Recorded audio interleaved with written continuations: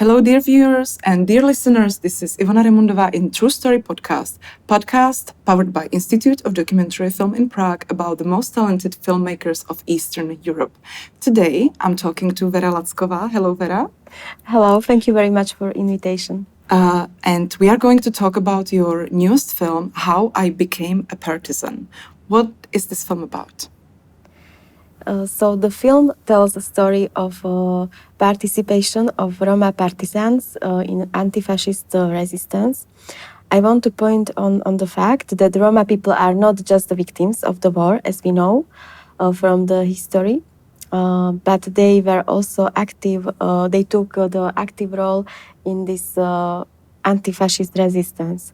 And it is very important for me because it breaks the stereotype that we have now that Roma are just the victims or somebody who doesn't make anything for the society. This film tells this general story, but it's also a very intimate story because it's a story of your family. So I used to ask authors usually how they get to the topic of their film, but in your case it's very specific and very obvious. When do you still remember when and how did you get to know that your grandfather was a partisan?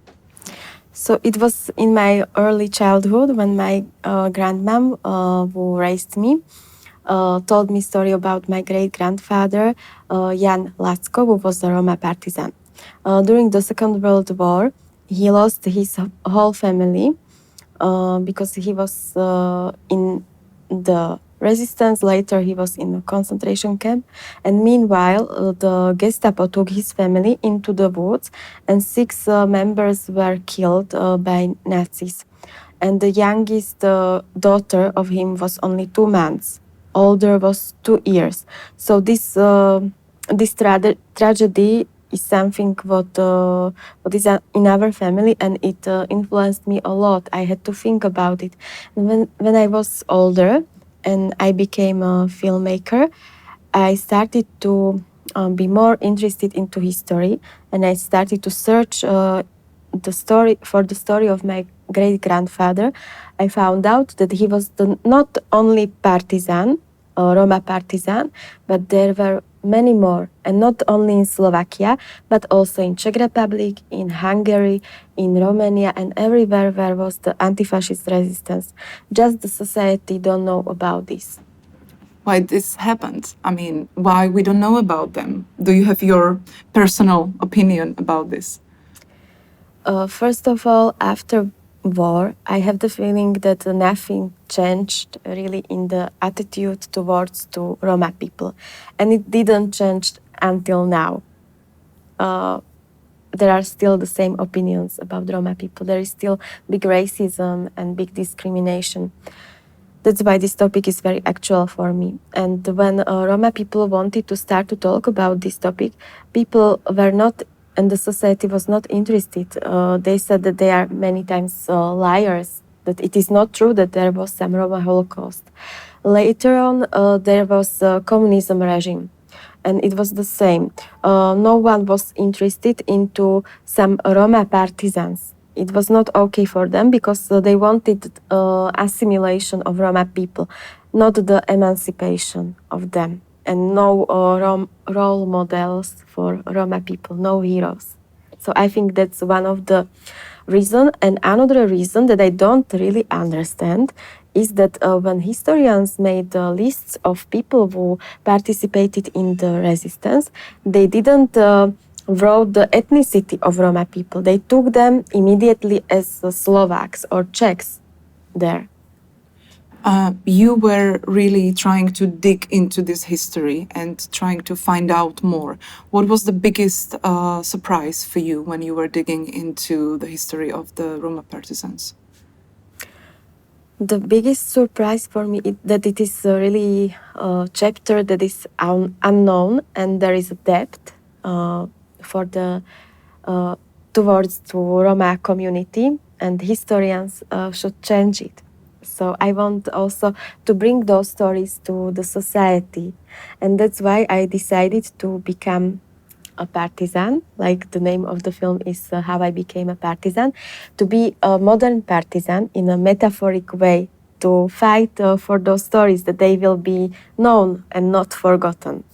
This film is not only about your great-grandfather, but also a lot about your grandmother, who was very important to you in your life. How did she react in the first place on that idea that you will make a film about such intimate story of your family? She always wanted me to write a book or to make a film about it. And that's also the promise that I gave her before she died. Unfortunately, she was in the last stadium of cancer when I started to shoot. And I didn't know before that she will die. So this was the process during the film. But still my inner engine that I really have to make it. Now the film is finished, but I still have the feeling that I really have to bring it to the society and to the viewers. So I hope we will be able to make it, because now it's also the pandemic, the corona, so it complicates the situation quite a lot. But I have to say that also, unfortunately, my granddad, who raised me together with my grandma, died 3 months ago. So, but for me, it's in a way some form how I have them with me when I present this film, for example. Let's watch the trailer now.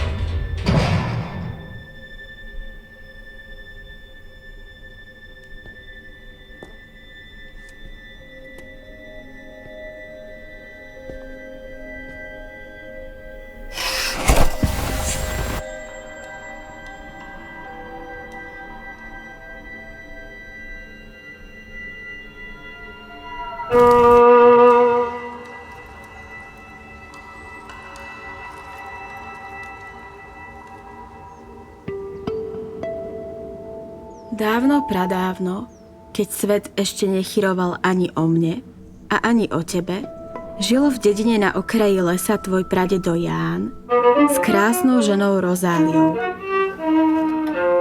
Mali 4 dievčatká, Margitu, Gabrielu, Rózku a Valiku. Paragraf 9. Žandárska stanica na podklade obdržaného zoznamu, paragraf 8 odsek 3, vyhotoví hneď dvojmo o každej osobe kartotékový lístok. Kartotéka modrej farby je určená pre cigánov a šedej farby pre ostatných.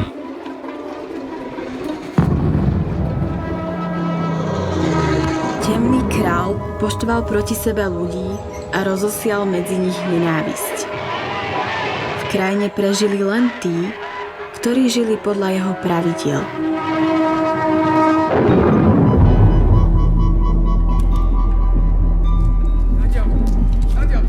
V lesoch sa začali zbiehať partizáni, ktorí chceli kráľa poraziť. A pridal sa k ním aj tvoj pradedo. Kráľ zúril. Prikázal vojsku, aby vypálilo domy vzbúrencov. Tak zhorel aj pradedov dom.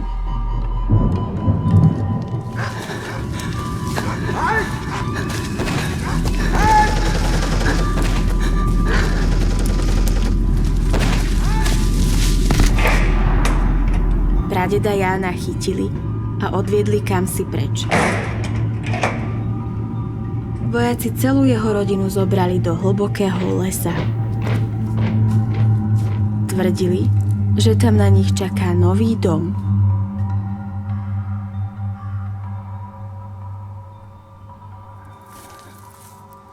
Pradedová mama Mária niesla v náručí perinku s Valikou.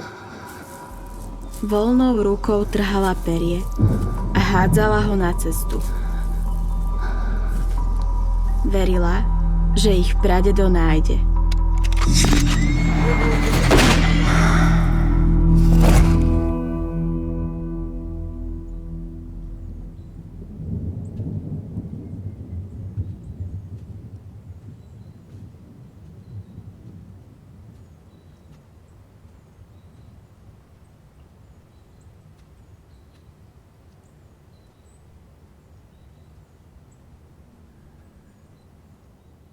In the trailer, we could see that you also met some people who still remember the Second World War, but who would be maybe people, let's say, from the other side of the wall.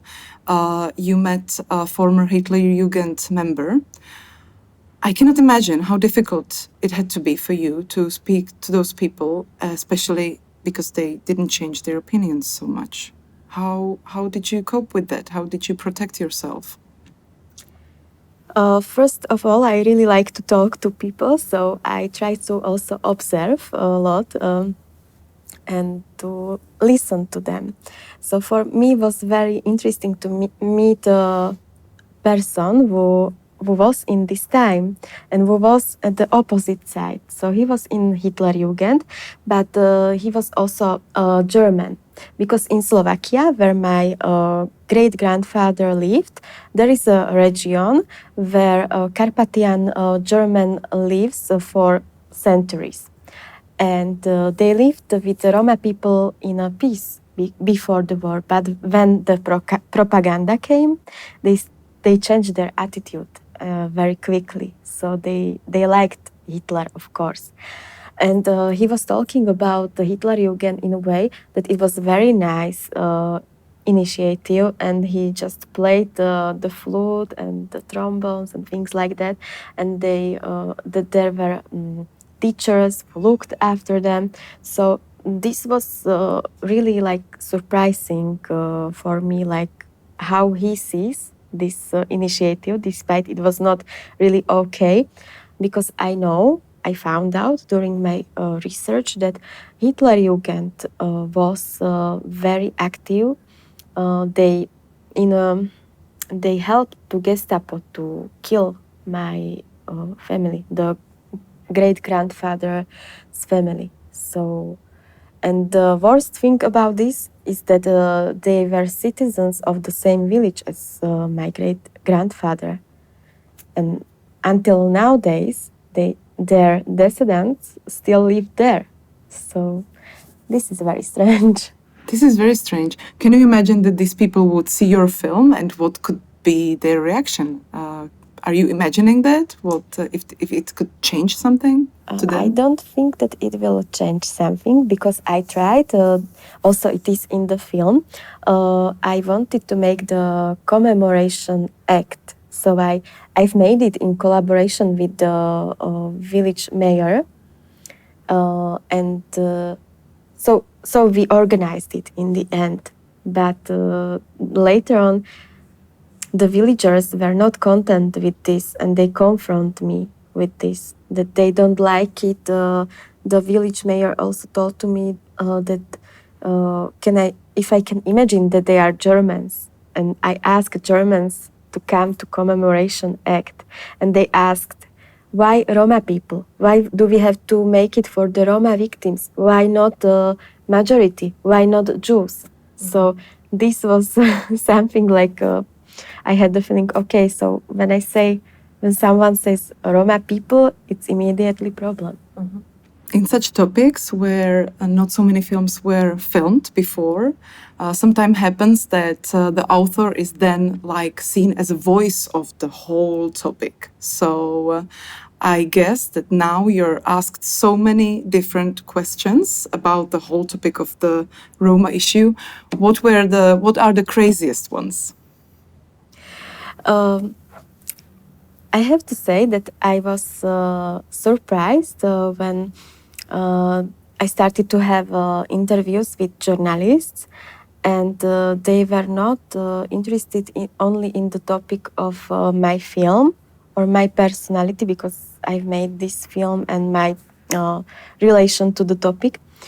But they started to ask me about the things that they should ask politicians. for instance, like how would I solve the problems that have the Roma community, and why the Roma community steals, and why they make this and this. So sometimes it's strange, but on the other hand, I understand that the Roma community maybe don't have so many voices, so they want to hear it. I don't know. If you become, and you are already, a voice of the Roma community in the Central Europe, what's your main message then? What would you like to say?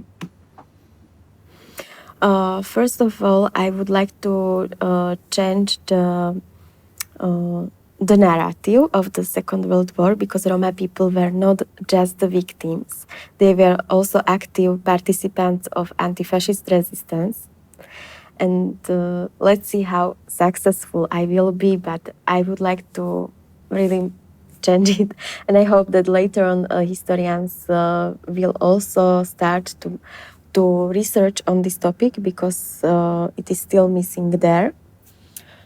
And then I would like to change the negative stereotypes and negative image of Roma people, because as we can see until now in media, but also politicians, they look at Roma people always from the same angle, and they talk about how Roma people are bad, how they are not useful for society, and they show still the Roma settlements. But it's not so easy way think.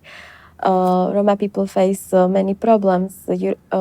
Despite the Roma people are the biggest minority in Europe, they still face problems. They don't have the same rights to education, to be employed. So this is very strange. So I hope I could change it at least a little bit with my work and with my films. True Story is a documentary podcast powered by the Institute of Documentary Film. You can find news from the world of film on all the common platforms such as iTunes, Google Podcasts, or Spotify, as well as on docweb.net. You were born in Slovakia. You are living in Vienna now, in Austria. Is it better there? Sometimes we imagine that in the post-communist countries, the situation with racism is much bigger. Is it true? In Vienna, I don't have such a feeling that they are so much against Roma people, because there are many minorities, and I think there are other minorities that they hate maybe much more, unfortunately. Because and in Vienna you don't have such a feeling so much, because it's a very multicultural environment. But I know a lot of people who have problems in Austria because they are not natives. You have shown your film already in Germany, in Slovakia. Today you're going to show it in Czech Republic. Are the reactions of the audiences different, or is it almost the same? I have to say that during our world premiere, we won one of the main prizes, and it made me really happy. It was for the cultural diversity at the film festival Go East. And the film opened last week the Slovak festival One World. So it was very beautiful. And there were standing ovations, you have to say that, for 15 minutes. Yes. So it was very nice, because an audience was waiting for me, because I was outside and I tried to put asleep my small baby. So I didn't know about it. And then my colleague came to me that I have to run there. So it was very emotional and very, very warm for me. And I still have this nice feeling. Today we have a premiere. The Czech premiere here, and we are going to the cinema in Czech and Slovak Republic. So it's a very nice time, very, very, like a lot of things is happening. I have to say also that the film has quite a lot of success in Germany. We are already at 4 film festivals there. Amazing. Talking about little babies, you have a really little daughter. She's almost 1 year and something, right? Mm-hmm. What is it like to be a mom and a filmmaker? Is it difficult, easy, easier than you imagined? I have to say it's difficult, but on the other hand, I really love my work, so I want to continue in this because I have the feeling that this is what I have to do. But yes, it's difficult for women filmmakers to be film directors and to have babies, and I hope that the environment in Czech Republic and Slovakia or Central Europe will change, and that there will be more opportunities and more opportunities for them. Think about what would help us, like what would be the support from, I don't know, the state, institutions, society. And I always find out that it's much wider than one grant application or one like institution. Do you feel the same? Like it takes some time when we women, mothers, filmmakers will have some easier time to work? I think it will take some time, of course. It would be great if women filmmakers could have babysitters. That would be very nice if the film fans can be open in this. I know in Czech Republic it is possible, but in Slovakia it's not possible yet. So I hope that they will change it too. And I hope that the film festivals could be like friendly to babies. Some of them are already. After watching your film, I feel like it's the film and much more. It's also, I feel some good activism there. What, in the best case scenario, would you like this film to provoke in the society? As I mentioned, I will be really glad if historians can follow it and to start historical research on this topic. Also, if artists can work on this topic as well, and if it can be a part of the schools, if it can go to the schools and to be educative material, for instance. Also, we have exhibitions, so we would like to go with this exhibition and the film in different cities. So this is the plan now. I imagine in Czech Republic, one would offer the teachers such film as yours to show to the kids. And my fantasy goes really wild. What happens then? Because even among teachers and then parents of the children, this topic is not so easy. Would be this the same in Slovak Republic? What do you expect now to happen if you offer them that this film will go through schools? Of course, I understand that it's first of all Roma topic, so sometimes some people could have a negative opinion about it because it happens also at the social sites that despite people, and mainly those who didn't see the film, they see that it is about Roma people, so they have to say something bad about it. But people who have seen the film say very nice things about it. And I think it's very important to talk to children and also to teachers. So I think the personal attitude in this is very important. So I think step by step, it's a lot of work, but it is possible. One could ask if the young people nowadays are interested in the history 75 years old. What would you say to that? I think it's very important to talk about the history because, as we can see, there are still the same opinions as there have been in the Second World War. And those opinions are going also to our parliaments, and there are different neo-Nazis, not only in Slovakia, but also in Czech Republic and different European states. So that's why it's important to talk about it, because also ordinary people vote for those neo-Nazis. And one more aspect I really like on your film, or on in general, on digging into family history. Isn't it this tool, one of the best tools to heal some wounds in the families? How did your relatives react to digging into history of your family? They were open to this because they liked that I wanted to open this history of our family and to follow the story of my great-grandfather. So they were helpful. But I know in some families, for instance, in one, some protagonists, they didn't know so much about their history before, and it was difficult for them to start to talk about it.